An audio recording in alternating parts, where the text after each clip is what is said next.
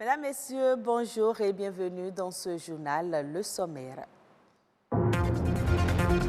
Fête de fin d'année, marchands et commerçants affichent des réductions de prix sur leurs articles en cette période, mais bien souvent des pratiques douteuses se cachent derrière ces offres. Valoriser les plantes aromatiques, les feuilles traditionnelles et réussir à en faire du thé, c'est la mission que se sont donnés de jeunes entrepreneurs, une innovation bien appréciée de la population. Redonner une image plus belle à la littérature, c'est l'ambition du Grand Prix littéraire du Bénin. L'initiative a consacré le couronnement de 3 ambassadeurs de la littérature béninoise.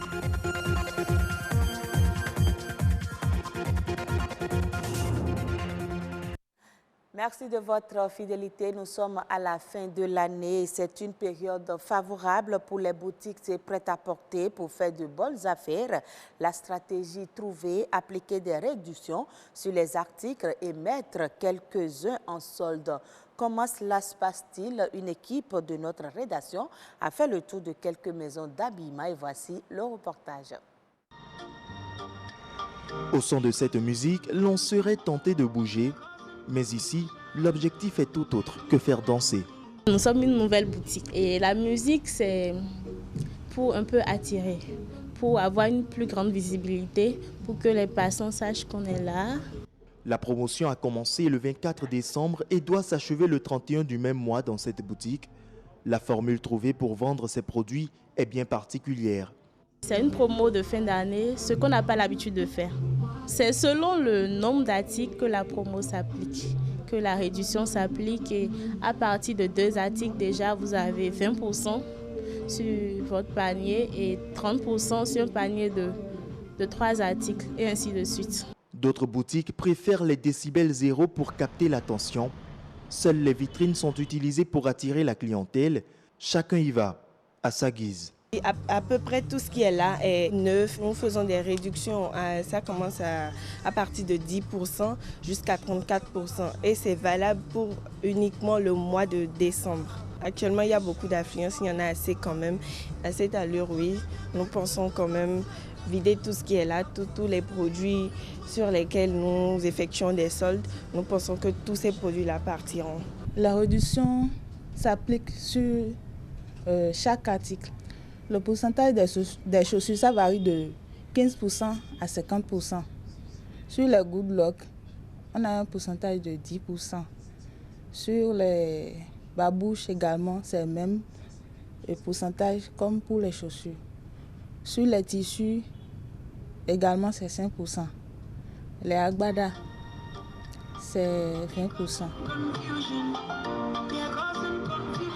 La période des fêtes est favorable pour les soldes juste parce que c'est juste pour permettre aux personnes qui ont le minimum de se faire plaisir et de faire plaisir à leurs proches également. Cet intérêt pour les emplettes en période de fin d'année est connu de tous. Pour ce client, il faut cependant se tenir sur ses gardes. Le tout ne suffit pas d'aller acheter les produits en période de solde pour se dire qu'on a acheté quelque chose de qualité. Il faut d'abord voir, analyser les produits que tu veux acheter, peut-être maîtriser le produit en qualité en lui-même. Parce qu'en toute chose, c'est une question de confiance. Si les fêtes de fin d'année riment bien avec bonnes affaires, elles en appellent tout de même à l'éveil des consommateurs afin de ne pas être victimes de tromperies. Les Béninois innovent sur le marché. On retrouve désormais une gamme variée de thé fabriqués au Bénin. Les acteurs disent qu'il s'agit des infusions Linda Amoussou. En fabrique aussi, elle évoque au micro de Stanislas Linkpon l'accueil que les consommateurs béninois ont réservé à ce produit local. Le marché a été un peu réticent au départ parce que le Béninois n'a pas l'habitude de consommer du thé. Après le repas, par exemple, on a l'habitude de prendre des boissons fraîches. Le second défi a été de mettre dans la tête des Béninois que le thé importé n'est pas forcément de qualité supérieure à ce que nous proposons ici. Pourquoi? Parce que quand vous prenez une infusion made in Bénin, par exemple, vous avez dans la même infusette, vous pouvez trouver de la menthe, du gingembre, du clou de girofle. Vous voyez, il y a une synergie de bienfaits et une synergie de saveurs. Donc forcément, au niveau du goût, vous n'avez pas le même effet. C'est beaucoup plus agréable à boire et beaucoup plus agréable à... Déjà, au niveau de la saveur, de la senteur, vous voyez déjà la différence entre ce qui est importé et ce que nous produisons chez nous. Les infusions made in Bénin n'ont pas d'additifs, n'ont pas de conservateur. Parce que l'additif et le conservateur dénaturent un peu en fait ce que nous voulons valoriser, la plante. Donc la plante est fournie et proposée à son état pur. Le mode de conservation, c'est le séchage des plantes, de tout ce que nous mettons dans le processus de fabrication. Pourquoi? Parce que le séchage permet de déshydrater la plante. Et c'est l'eau qui permet en fait, qui favorise la dégradation, la purification des plantes. Donc lorsqu'on enlève l'eau, lorsqu'on déshydrate correctement, comme cela se doit à l'eau, lorsqu'on fait le séchage de façon professionnelle, la plante dure dans le temps. Il n'y a pas de risque sanitaire à craindre parce que si vous avez un mal de gorge par exemple, vous me direz que vous allez prendre du gingembre et du citron. Et là, vous ne me parlerez pas de dosage. On sait qu'à coup sûr, ce sont des ingrédients naturels qui n'ont pas d'effet néfaste sur la santé, mais tout de même, pour les infusions, puisque nous sommes des spécialistes, nous avons un dosage que nous respectons par infusette afin qu'il n'y ait pas de problème d'indigestion ou d'intolérance à l'un ou l'autre des ingrédients. Cotonou a abrité ce vendredi la première édition des Grands Prix littéraires du Bénin, une initiative qui valorise et célèbre les écrivains béninois en faisant une promotion ainsi que celle de leurs œuvres. L'ambition étant de favoriser le positionnement du Bénin sur la scène littéraire africaine et mondiale. Et si Saint-Jean littéraire en compétition, 3 ont été consacrés. Les détails avec Simon Villon et Stanislas Limpon. Le théâtre, le conte, la poésie, la nouvelle et le roman, 5 genres littéraires mis en compétition pour l'édition 2019 du Grand Prix littéraire du Bénin. À l'arrivée, 3 primés. Dans la catégorie conte, Anna Baye décroche le trophée devant 3 concurrents grâce à son ouvrage intitulé « Sitou et la rivière de la nudité ». J'étais aux anges. Je me suis dit, voilà, il y a des gens qui apprécient ce que j'écris. Donc, il faut que je m'efforce de mieux faire et que j'écrive encore et encore. Dans la catégorie théâtre, c'est la pièce « La rue bleue » de Giovanni Wansou qui reçoit la Palme d'Or. Que j'avais envoyé déjà en compétition une fois qui n'avait pas prospéré. Et j'ai fortement douté. Parce que les 2 personnes que j'ai vues sur la même liste que moi m'ont fait peur.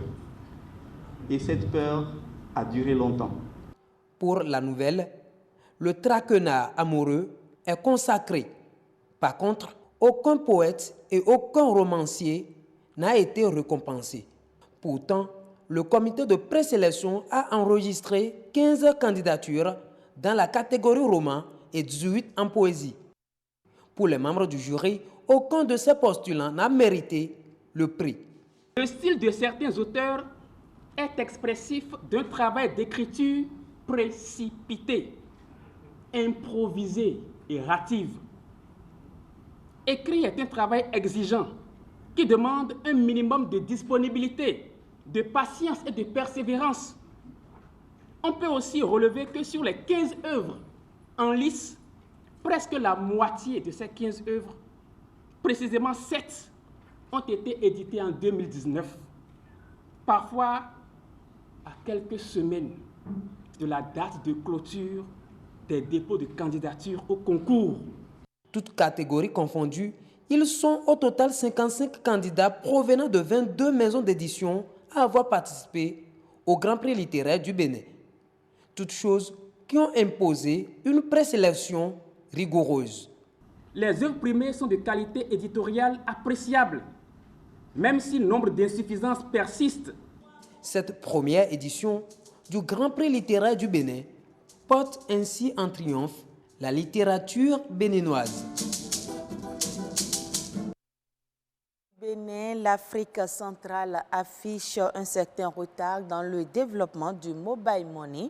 Selon le groupement mondial des opérateurs de téléphonie mobile, sur les 400 millions de comptes actifs en Afrique subsaharienne, moins de 10% sont localisés en Afrique centrale. La sous-région héberge pourtant plus de 13% de la population africaine. La lente pénétration du mobile money en Afrique centrale contraste cependant avec le dynamisme des transactions. Depuis 2016, le volume et la valeur des transactions doublent pratiquement chaque année. La valeur des transactions globales de mobile money qui s'élevait à 4 512 milliards de francs CFA en 2017 a dépassé 7 964 milliards de francs CFA à la fin de l'année 2018. Ces transactions ont été réalisées pour l'essentiel au Cameroun et au Gabon. L'application de la nouvelle réglementation de change aux entreprises pétrolières et minières en zone CEMAC est renvoyée au 31 décembre 2020. Cette réglementation est officiellement entrée en vigueur depuis mars 2019 et a été suivie par une pénurie de devises dans la zone CEMAC à cause du non-respect des règles par les banques commerciales. Des concertations entre ces établissements de crédit, les opérateurs économiques et la BEAC ont abouti à la prise de mesures d'assouplissement qui ont finalement permis de mettre un terme à cette crise des devises et de fluidifier les transferts internationaux. L'objectif étant de mieux tracer la circulation des devises dans l'espace CEMAC. Les entreprises pétrolières et minières n'y sont toujours pas soumises et pour cause, ces dernières s'opposent à l'obligation de rapatriement des devises issues de leurs exportations, comme l'impose la nouvelle réglementation de change. Ainsi se referme ce journal. Merci à vous de nous avoir suivis.